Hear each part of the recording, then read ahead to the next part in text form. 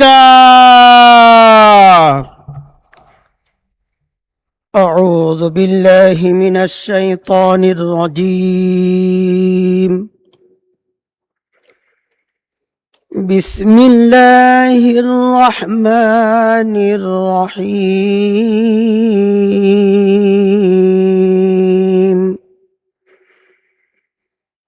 إن الله وملائكته يصلون على النبي يا أيها الذين آمنوا صلوا عليه وسلموا تسليما. إن الذين يؤذون الله ورسوله لعنهم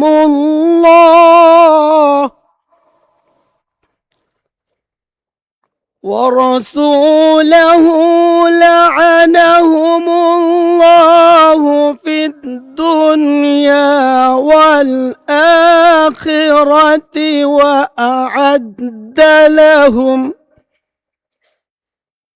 وأعد لهم عذابا مهينا.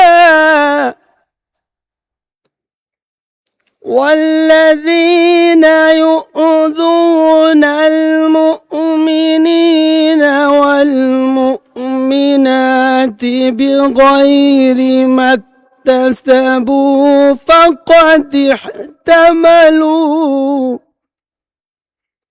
فقد احتملوا بهتانا وإثما مبينا. صدق الله العلي العظيم. সূরা আল আহজাব এর 56, 57 ও 58তম আয়াতে কারিমা তেলাওয়াত করা হলো, যার বাংলা অর্থ এইরূপ: আল্লাহ নবীর প্রতি অনুগ্রহ করেন এবং তাহার ফেরেশতাগণ নবীর জন্য অনুগ্রহ প্রার্থনা করে। হে মুমিনগণ, তোমরাও নবীর জন্য অনুগ্রহ প্রার্থনা করো এবং তাহাকে যথাযথভাবে সালাম জানাও। যাহারা আল্লাহ ও রাসূলকে পীড়া দেয়, আল্লাহ তো তাহাদিগকে দুনিয়া ও আখিরাতে অভিশপ্ত করেন এবং তিনি তাহাদিগের জন্য প্রস্তুত রাখিয়াছেন লাঞ্ছনাদায়ক শাস্তি। মুমিন পুরুষ ও মুমিন নারী কোনো অপরাধ না করিলেও যাহারা তাহাদিগকে পীড়া দেয়, তাহারা অপবাদ ও স্পষ্ট পাপের বোঝা বহন করে। বারাকাল্লাহু লানা ওয়া লাকুম ফিল কুরআনিল আযীম। আসসালামু আলাইকুম ওয়া রাহমাতুল্লাহ।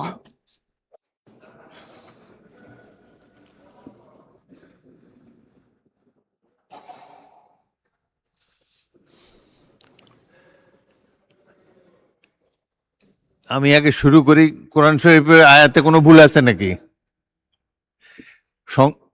পয়েন্ট অফ অর্ডার তো আপনি তো পুরানো সদস্য, চলমান বিষয়ের উপর হতে হবে। এখনো তো চলাই শুরু করিনি, একটু অপেক্ষা করেন, একটু চলি, তারপরে। আপনারা তো জানেন পয়েন্ট অফ অর্ডার তোলার সবচেয়ে রাইট সময় হলো প্রশ্নকালের পরে দেব, পরে দাঁড়াবেন, প্রশ্নকাল শেষ করুক তারপরে।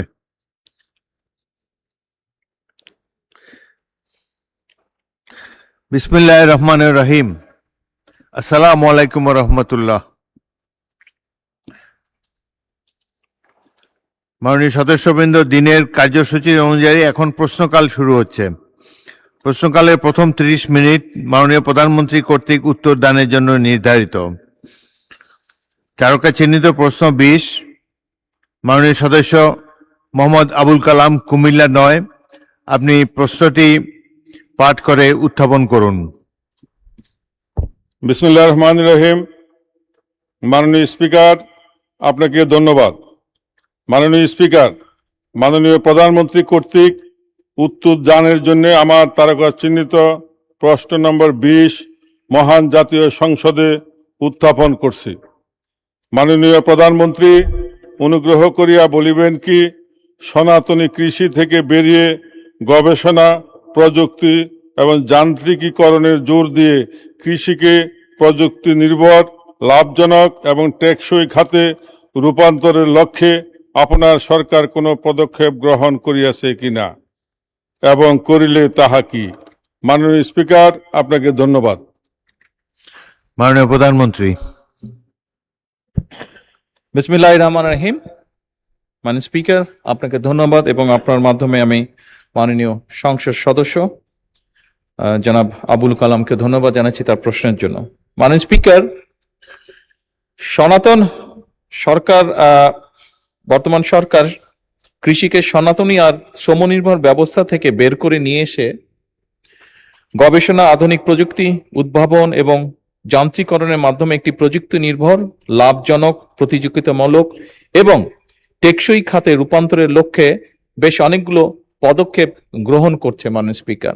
কারণ আজকে থেকে 10 বছর বলি, 20 বছর বলি, 30 বছর আগে আমাদের যেই জনসংখ্যা ছিল, আমাদের জনসংখ্যা অনেক বৃদ্ধি পেয়েছে। তার ফলে আমাদের যে কোনো কৃষিজাত পণ্য উৎপাদন আমাদেরকে বাড়াতে হবে এবং সেই জন্য সনাতনী পদ্ধতিতে যদি আমরা থাকি এই উৎপাদন বাড়ানো সম্ভব নয়।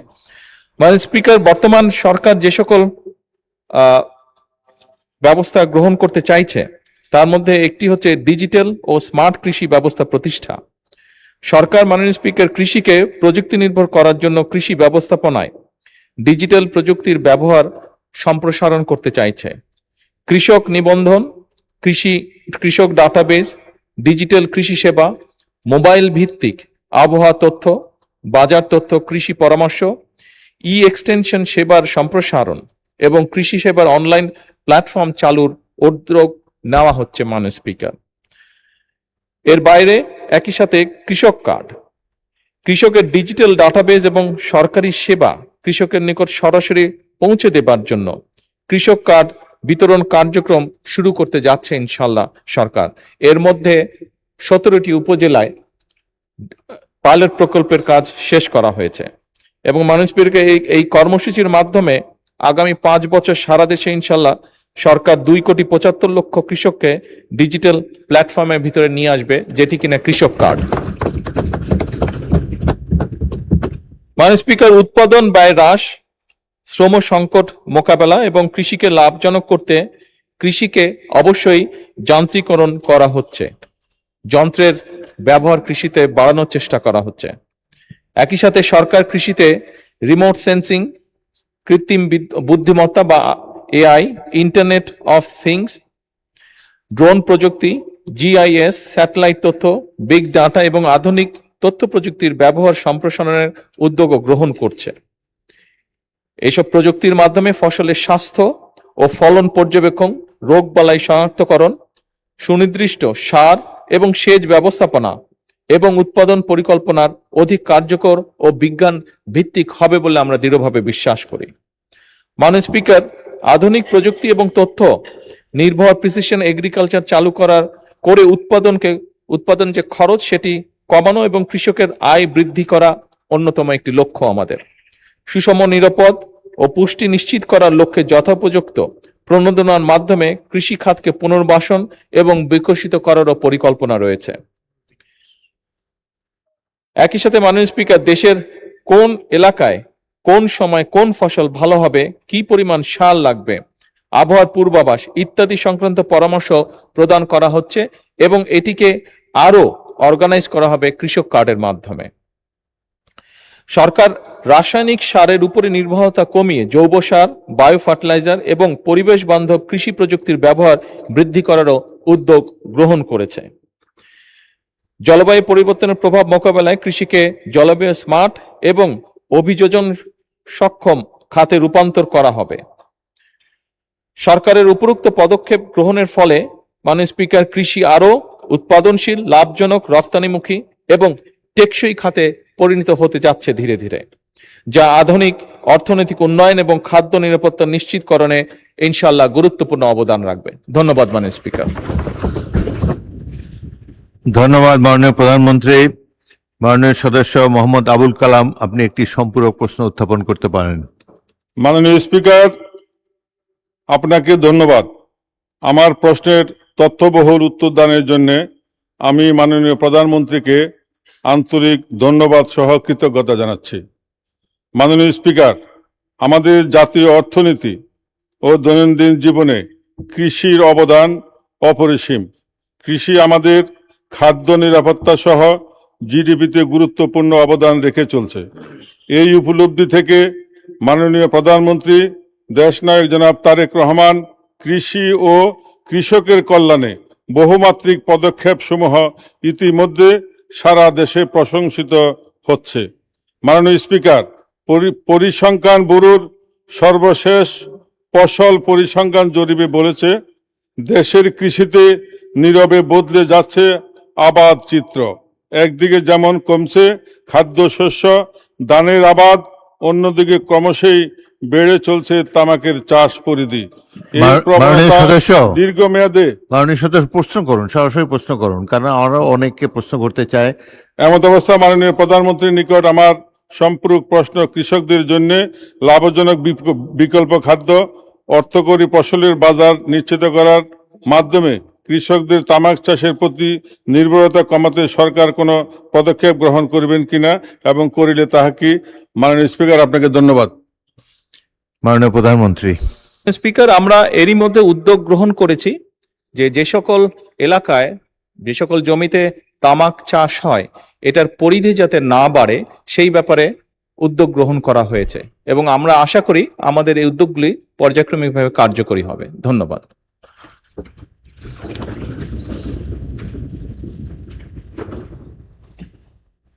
একটি সম্পূরক প্রশ্ন করতে পারেন মোসাম্মদ শাম্মী আক্তার, মহিলা আসন 22। মাননীয় স্পিকার, আপনাকে ধন্যবাদ। অ্যাকচুয়ালি আমি শিক্ষার উপরে প্রশ্নটা করতে চাচ্ছিলাম। মাননীয় প্রধানমন্ত্রী, আপনার ঘোষণা অনুযায়ী সারা দেশে প্রাইমারি স্কুল শিক্ষার্থীদের স্কুল ড্রেস প্রদানের যে পরিকল্পনা রয়েছে, তাতে হবিগঞ্জ 4 নির্বাচনী এলাকার চুনারুঘাট ও মাধবপুর উপজেলা অন্তর্ভুক্ত করা হইবে কিনা, হইলে তাহা কবে নাগাদ? ধন্যবাদ আপনাকে। মাননীয় প্রধানমন্ত্রী, এটা তো অন্য প্রশ্ন, যেই এটা সম্পূরক প্রশ্ন তো হলো না। স্পিকার, যেহেতু আমাদের একজন সংসদ সদস্য প্রশ্নটি জিজ্ঞেস করেছেন, আমি সংক্ষিপ্তভাবে উত্তরটা দিচ্ছি। জি, দিন উত্তর দিন। মাননীয় সংসদ সহ আপনার প্রশ্নের উত্তরে আমরা এতটুকু বলতে পারি, আপনি যেটা বলেছেন, আমরা ক্লাস 1 থেকে ক্লাস 5 পর্যন্ত প্রাইমারি স্কুলের বাচ্চাদেরকে স্কুল ড্রেস প্রদানের পরিকল্পনা গ্রহণ করেছি। একই সাথে আমরা তাদেরকে স্কুল ব্যাগও দিব। এবং আপনি আপনার এলাকার কথা উল্লেখ করেছেন, আমি যতটুকু বুঝতে পেরেছি। আমি এখানে সকল সংসদ সদস্যকে আশ্বস্ত করে বলতে চাই, আমরা পর্যায়ক্রমিকভাবে সমগ্র বাংলাদেশের সরকারি প্রায় 65,000 প্রাথমিক বিদ্যালয় আছে। এই 65,000 প্রাথমিক বিদ্যালয়ে প্রায় 1,20,00,000 মতন বাচ্চা আছে। আমরা পর্যায়ক্রমিকভাবে ক্লাস 1 থেকে 5 পর্যন্ত 1,20,00,000 বাচ্চাকেই আমরা এইটার ভেতরে, এই পরিকল্পনার ভিতরে নিয়ে আসবো পর্যায়ক্রমে। সেই জন্য সকল সংসদ সদস্যের এলাকাতেই আমরা যাব ইনশাল্লাহ, এবং সকল বাচ্চাদের কাছেই আমরা পৌঁছানোর চেষ্টা করব। ধন্যবাদ। মাননীয় সদস্য কামরুল হাসান, ময়মনসিংহ 6।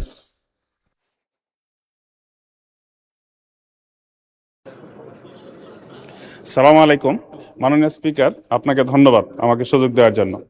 আমি আমার নির্বাচনী এলাকা ময়মনসিংহ 6 ফুলবাড়িয়ায় প্রচুর পরিমাণে লেবু, আনারস এবং কাঁঠাল উৎপাদন হয় এবং বিশাল একটা বাজার সেখানে। তো আমি মাননীয় প্রধানমন্ত্রীর নিকট আমার জিজ্ঞাসা হচ্ছে, এটা জাতীয় অর্থনীতিতে গুরুত্বপূর্ণ ভূমিকা পালন করতে পারে যদি সেখানে একটি কৃষিভিত্তিক শিল্পাঞ্চল গড়ে তোলা যায়। আমি মাননীয় স্পিকার, আপনার মাধ্যমে মাননীয় প্রধানমন্ত্রীর কাছে জানতে যাচ্ছি যে ফুলবাড়িয়ায় এরকম একটি শিল্পাঞ্চল, কৃষিভিত্তিক শিল্পাঞ্চল প্রতিষ্ঠা করা হবে কিনা। ধন্যবাদ মাননীয় স্পিকার। মাননীয় প্রধানমন্ত্রী। ধন্যবাদ মাননীয় স্পিকার। মাননীয় সংসদে আপনাকে ধন্যবাদ আপনার এই প্রশ্নটির জন্য। আপনার ওখানে আপনি যে বলেছেন আনারস, আপনার নিশ্চয়ই খেয়াল আছে বেশ বছর আগে একটি আনারসের ইন্ডাস্ট্রি করা হয়েছিল ওখানে, জানেন বোধহয় আপনি। বাট বিভিন্ন কারণে সেটি সাপোর্ট না পাওয়ার কারণে বন্ধ হয়ে গিয়েছে। আমরা উদ্যোগ গ্রহণ করছি বিভিন্ন মিল কারখানা যেগুলো বন্ধ আছে সেগুলোকে চালু করার জন্য, এবং কৃষি খাতে যে মিল ফ্যাক্টরি আছে সেগুলোকে আমরা চেষ্টা করছি আবার চালু করার জন্য। এটি গেল একটি। দ্বিতীয়টি হচ্ছে আলাদাভাবে আপনার ওখানে হয়তো ইন্ডাস্ট্রিয়াল জোন করার পরিকল্পনাই নেই আমাদের, কিন্তু যেটা বন্ধ হয়ে গেছে সেটাকে কিভাবে চালানো যায় সেটার আমরা চেষ্টা করছি। আপনি নিশ্চয়ই খেয়াল করেছেন এই কিছুদিন আগে আমি যে চীন সফরে গিয়েছিলাম, সেই চীন সফরে আমরা একটি তাদের সাথে চুক্তি স্বাক্ষর করেছি। আমাদের দেশে যে কাঁঠাল, এটি অত্যন্ত পপুলার। চীনার মানুষরা, চাইনিজ মানুষরা তারা খুব পছন্দ করে কাঁঠাল। আমরা এই দেশ থেকে ইনশাল্লাহ তাদের কাছে আমরা কাঁঠাল রফতানি করব। এখানে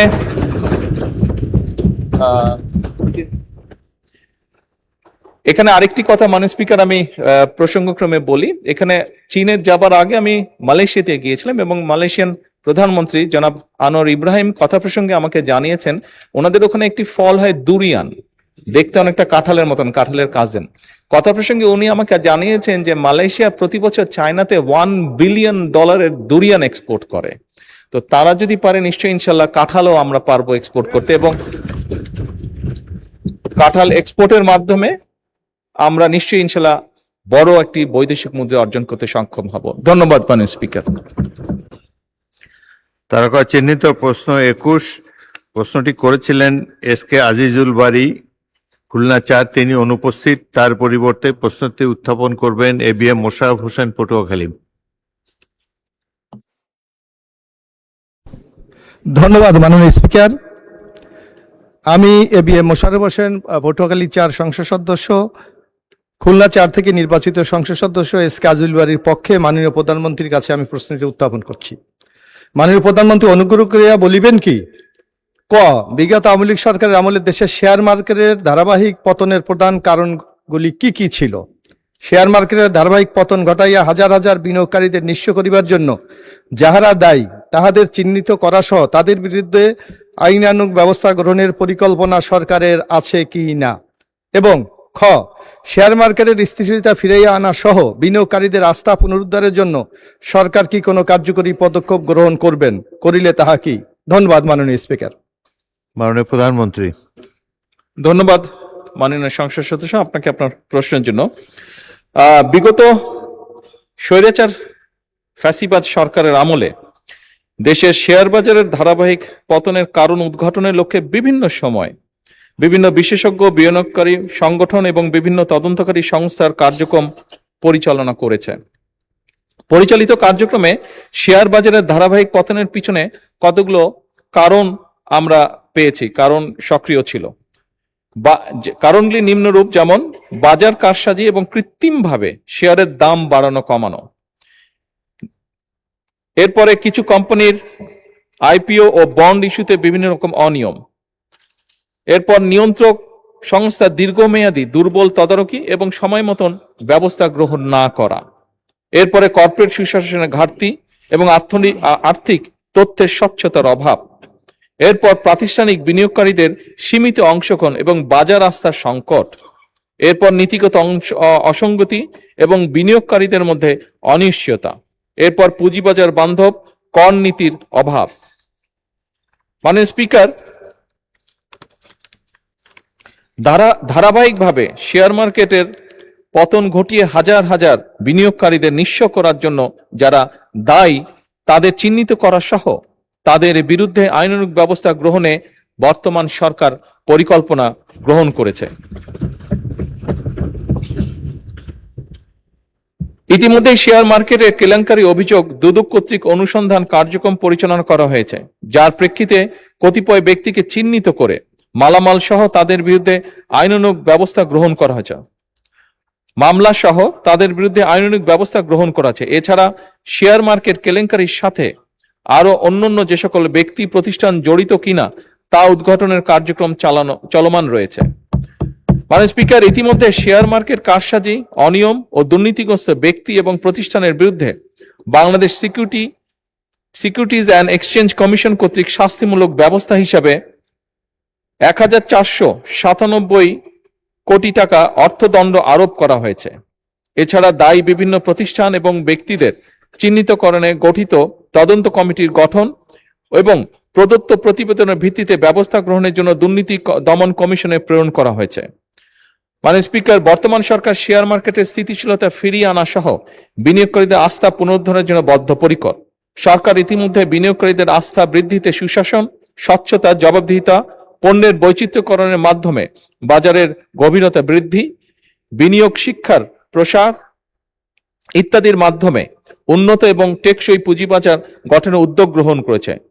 মাননীয় স্পিকার, আপনি যদি গতকাল বা আজকের পত্রপত্রিকা খেয়াল করে থাকবেন, দেখবেন যে ধীরে ধীরে পুঁজিবাজারের অবস্থার পরিবর্তন ঘটছে এবং এটি ভালো করছে ধীরে ধীরে। মাননীয় স্পিকার, যে সকল কর্মসূচি এর মধ্যে অগ্রাধিকার দেওয়া হয়েছে তার দুই একটি আপনার সামনে আমি উল্লেখ করতে চাই।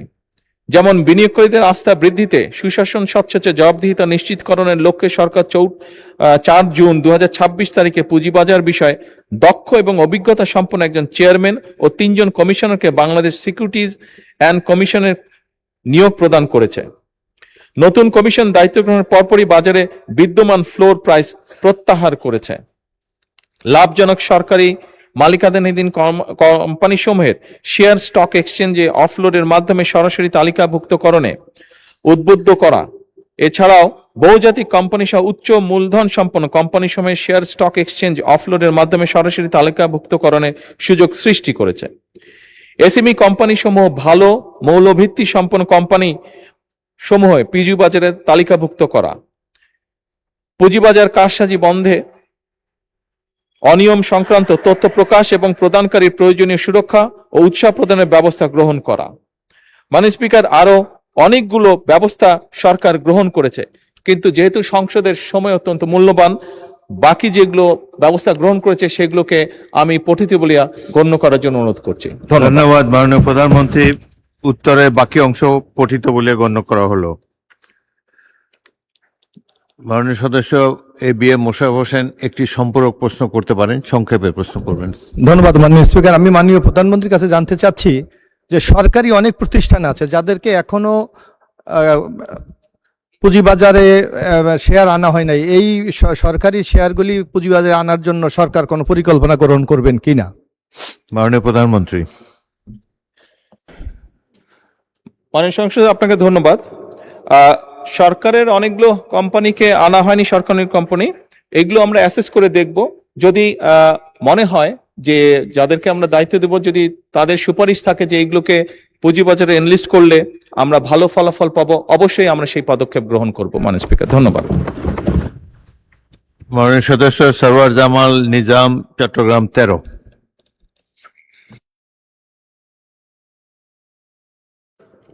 আপনাকে অশেষ ধন্যবাদ। মাননীয় স্পিকার, আপনি জানেন দেশনেত্রী বেগম খালেদা জিয়ার সময় চট্টগ্রামকে বাণিজ্যিক রাজধানী ঘোষণার সাথে সাথে চট্টগ্রামও একটা পুঁজিবাজারের খোলা হয়েছে, স্টক এক্সচেঞ্জ খোলা হয়েছে। এবং আপনারা জানেন চট্টগ্রাম বাণিজ্যিক রাজধানী হিসাবে সেই সময় আমাদের বর্তমান অর্থমন্ত্রী যথেষ্ট অবদান ছিল, ওনার এটা খোলা হয়েছিল। কিন্তু বর্তমানে যে চট্টগ্রামের পুঁজিবাজার এবং ঢাকা পুঁজিবাজারের মধ্যে বিরাট বৈষম্য, এই বৈষম্য দূরীকরণ না করলে চট্টগ্রামের পুঁজিবাজারটা আস্তে আস্তে স্থগিত হয়ে যাচ্ছে এবং যে বৈষম্য আছে সেই বৈষম্য অচিরেই দূর করা হবে কিনা সেই জন্য আমি মাননীয় প্রধানমন্ত্রীর কাছে জানতে চাচ্ছি। ধন্যবাদ মাননীয় মাননীয় প্রধানমন্ত্রী, চট্টগ্রাম এবং ঢাকার বৈষম্য দূর হবে কিনা? ধন্যবাদ মাননীয় স্পিকার, এবং আপনার মাধ্যমে আমি মাননীয় সংসদ সদস্যকে ধন্যবাদ জানাচ্ছি তার প্রশ্নের জন্য। উনি যেই শব্দটি উল্লেখ করেছেন ওনার প্রশ্নে, বৈষম্য, মাননীয় স্পিকার, এই সরকারের অন্যতম একটি মূল লক্ষ্যই হচ্ছে সমাজের বা দেশের বিভিন্ন জায়গায় বিভিন্ন ক্ষেত্রে যেখানে যেখানে বৈষম্য আছে, যার জন্য মানুষ বিভিন্নভাবে ডিপ্রাইভ হচ্ছে, সেই বৈষম্যকে দূর করা। এবং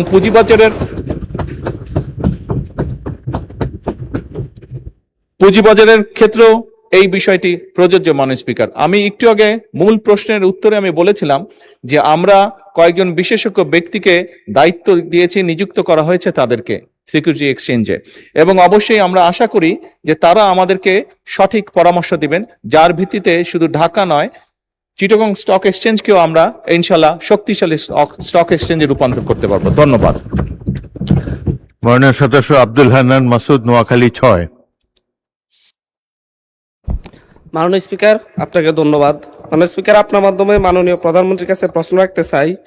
বাংলাদেশের কয়েক ডজন বীমা কোম্পানি যারা বিভিন্ন প্রতারণামূলক অফার দিয়ে মানুষের বিমার টাকা আত্মসাৎ করেছে এবং আওয়ামী লীগ সময়ে লক্ষ লক্ষ কোটি টাকা বিমা কোম্পানিগুলা থেকে তারা লুটপাট করে নিয়েছে। এই বিমা কোম্পানিগুলোর ব্যাপারে এবং মানুষ যারা হচ্ছে এখানে অর্থ জমা রেখেছে সেগুলা পুনরুদ্ধারে সরকার কোনো উদ্যোগ নেবে কিনা। আমার উপজেলা সহ সারা বাংলাদেশে এরকম লক্ষ লক্ষ ক্ষতিগ্রস্ত মানুষ রয়েছেন যাদের টাকা বিমা কোম্পানিগুলো আত্মসাৎ করেছে। ধন্যবাদ মাননীয় স্পিকার। মাননীয় প্রধানমন্ত্রী। মাননীয় স্পিকার, ধন্যবাদ আপনাকে এবং আপনার মাধ্যমে আমি সংসদ সদস্যকেও ধন্যবাদ জানাচ্ছি তার প্রশ্নের জন্য। নিশ্চয়ই সংসদ সদস্য আপনার ধারণা আছে, মাননীয় সংসদ সদস্য আপনার ধারণা আছে যে এই যে সকল যে বীমা কোম্পানি এটার যে একটা হেড আছে তাকে ইডরা বলে এবং আপনি নিশ্চয়ই অবগত আছেন যে ইডরার নতুন একজন চেয়ারম্যান নিযুক্ত করা হয়েছে।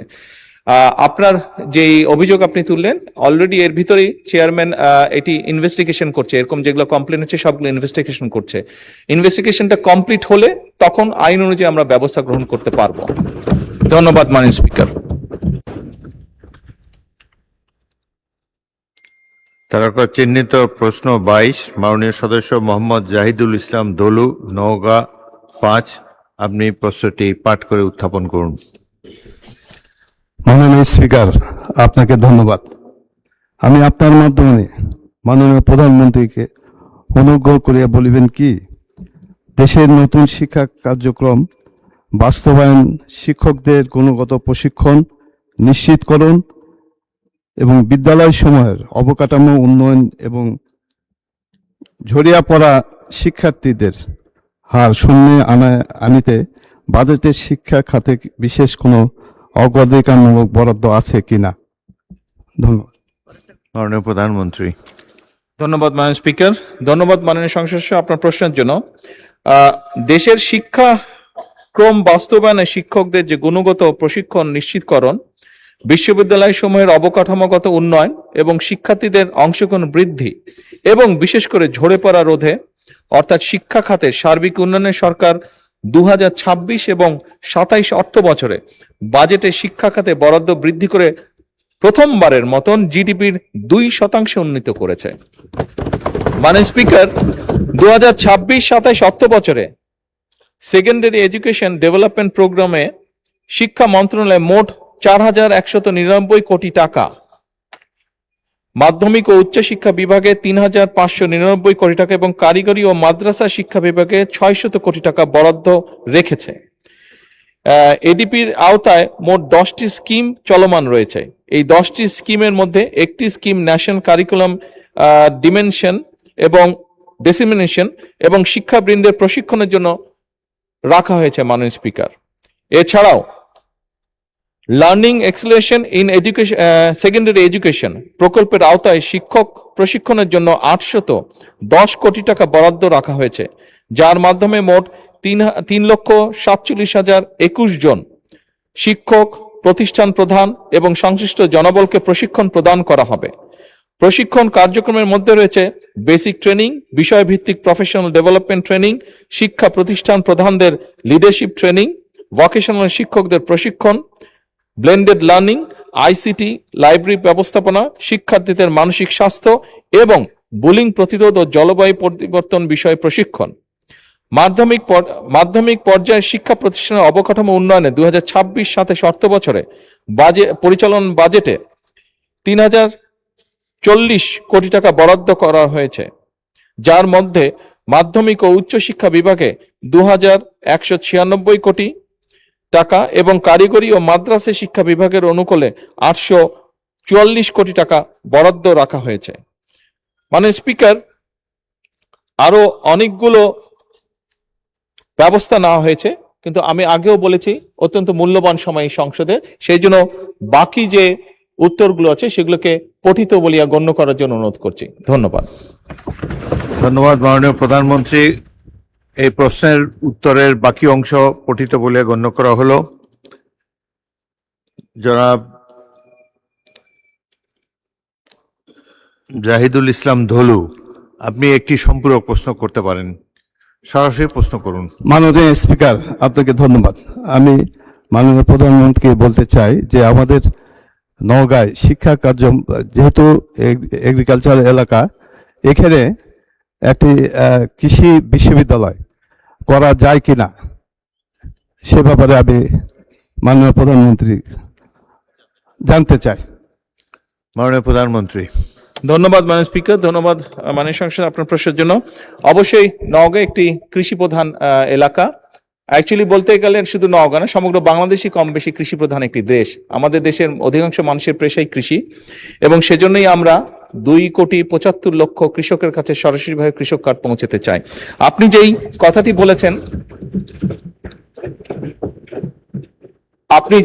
বলেছেন, আপনি আপনার অবস্থান থেকে আপনি যদি সরকারের কাছে একটি আমাদের সরকারের কাছে, শিক্ষা মন্ত্রণালয়ের কাছে বা কৃষি মন্ত্রণালয়ের কাছে যদি আপনি একটি আবেদন দেন এই উপলক্ষে, আমরা বিষয়টি অবশ্যই পরিচালনা করব এবং যদি সম্ভব হয় অবশ্যই সেখানে আমরা এই প্রতিষ্ঠানটি স্থাপন করব। ধন্যবাদ। মোহাম্মদ আবুল হাসনাত, কুমিল্লা 4। ধন্যবাদ মাননীয় স্পিকার। মাননীয় প্রধানমন্ত্রীকে ধন্যবাদ জানাচ্ছি সেকেন্ডারি এডুকেশন ডেভেলপমেন্ট প্রোগ্রাম হাতে নেওয়ার জন্য, একই সাথে সাথে learning acceleration programme in secondary education হাতে নেওয়ার জন্য। মাননীয় স্পিকার, আপনার মাধ্যমে আমার প্রশ্নটি হচ্ছে, একটা বিশ্ববিদ্যালয়ের শিক্ষার্থী অথবা যারা চাকরি প্রার্থীরা যখন প্রাথমিক বিদ্যালয়ে শিক্ষক হিসাবে চাকরি করতে যান, তখন সেখানে 11,000 টাকা বেসিক দিয়ে শুরু করেন বর্তমান প্রেক্ষাপটে। অর্থাৎ এই চাকরিটা হচ্ছে 13 গ্রেডের চাকরি এবং 3য় শ্রেণীর। একজন যখন সেকেন্ডারি এডুকেশনে চাকরি করতে যান তখন বেসিক বেতন পান 16,000 টাকা। এটা 10ম গ্রেডের এবং 2য় শ্রেণীর চাকরি। আমাদের দেশের প্রাথমিক শিক্ষা এবং মাধ্যমিক শিক্ষা এই দুইটা হচ্ছে ফিডার ইনস্টিটিউশন। আমরা যদি ভালো শিক্ষার্থী ফিডার ইনস্টিটিউশন থেকে আমরা টারশিয়ারিতে পাঠাতে পারি, তাহলে সেখানে একটা রিসার্চ বেসড আমরা একটা আউটকাম পাবো। মাননীয় প্রধানমন্ত্রীর কাছে আমার প্রশ্ন, বর্তমান বাস্তবতায় 11,000 টাকা বেসিক এবং 16,000 টাকা বেসিক দিয়ে এই আসলে শিক্ষক হতে আগ্রহ নিয়ে এসে এখানে আসলে দিন শেষে সার্ভাইভ করা খুব কঠিন হয়ে যায়। সেজন্য প্রাথমিক এবং মাধ্যমিক শিক্ষকদের বর্তমান প্রেক্ষাপটে, আপনিও বিদেশে দীর্ঘদিন থেকে এসেছেন, আপনি সেখানে শিক্ষা প্রতিষ্ঠানগুলো দেখেছেন, সেই বাস্তবতায় আমরা এই ফিডার ইনস্টিটিউশনগুলোর শিক্ষকদের মান উন্নয়নের জন্য, তাদের বেতন বৃদ্ধির জন্য, যাতে করে বেশি বেশি মানুষ বা শিক্ষার্থী এই ধরনের চাকরিগুলি করতে আগ্রহী হয়, সেটার জন্য আপনার বিশেষ কোনো পরিকল্পনা রয়েছে কিনা সেটি জানতে চাচ্ছি মাননীয় স্পিকার। মাননীয় প্রধানমন্ত্রী। মাননীয় স্পিকার, আপনাকে ধন্যবাদ এবং জনাব হাসনাত আপনাকেও ধন্যবাদ আপনার প্রশ্নের জন্য। আপনি নিশ্চয়ই খেয়াল করেছেন এই বাজেট সেশনে আপনি উপস্থিত ছিলেন, এবং আমার এই প্রথম প্রশ্ন যেটা ছিল মূল প্রশ্ন, সেখানে আমি বলেছি যে এই বাজেটে টোটাল জিডিপির 2% আমরা শিক্ষার জন্য রেখেছি। এবং শুধু তাই নয়, আমাদের যেটি পরিকল্পনা আছে, আমরা পরিকল্পনার মতন যদি আগাতে পারি ইনশাল্লাহ আমরা শিক্ষা খাতে বাজেট 5 বছর শেষে 5% নিয়ে যেতে চাই। এবং অবশ্যই এগুলো আমরা যখন দেখেছি স্বৈরাচারের সময় শুধু বিল্ডিং হয়েছে কিন্তু হিউম্যান রিসোর্সের কোনো উন্নতি হয় নাই। আমি আপনার সাথে সম্পূর্ণ একমত যে আমরা যদি আমাদের প্রাইমারি এবং সেকেন্ডারি এই শিক্ষকদেরকে যদি আমরা সঠিকভাবে ট্রেনিং দিতে না পারি, কিন্তু শুধু ট্রেনিং না, ট্রেনিং এর সাথে তাদেরকে তাদের সম্মানীয় যদি বৃদ্ধি করতে না পারি, তাহলে অবশ্যই আমরা প্রত্যাশা করি না যে তারা ভালো কিছু ডেলিভার করতে পারবেন। আমাদের তাদেরকে প্রশিক্ষণ দেওয়ার যেরকম কর্মসূচি রয়েছে, প্রশিক্ষণ দেওয়ার যেরকম পরিকল্পনা রয়েছে বোথ সেকেন্ডারি অ্যান্ড প্রাইমারি, একই সাথে পর্যায়ক্রমিকভাবে আমরা যাতে তাদের সম্মানীয় বৃদ্ধি করতে পারি। আমরা অনেক সময় দেখেছি প্রাইমারি স্কুলের টিচাররা, এই সংসদে দাঁড়িয়েও আমি বলেছি যে অনেক সময় আমরা এখনো দেখি যে প্রাইমারি স্কুলের শিক্ষকরা তাড়াতাড়ি করে ক্লাস করিয়ে হয়তো আরেকটি সেকেন্ড একটি কোনো জবে অথবা কৃষিকার্যে যেটাই হয় একটি সেকেন্ড জবে তাকে যেতে হয়, তা না হলে তার জন্য সংসার চালানো কষ্টকর হয়ে যায়। সেকেন্ডারি স্কুলের ক্ষেত্রে আমরা অনেক শিক্ষকের ক্ষেত্রেই দেখেছি এরকম ঘটনা ঘটে। এই কাজটি যাতে তাদের না করতে হয় এবং তারা যাতে সঠিকভাবে তাদের সময় এবং তাদের মেধা শিক্ষার্থীদের পেছনে ব্যয় করতে পারেন, সেই জন্য তাদের সম্মানই বাড়ানো প্রয়োজন বলে আমরাও মনে করি। এবং পর্যায়ক্রমিকভাবে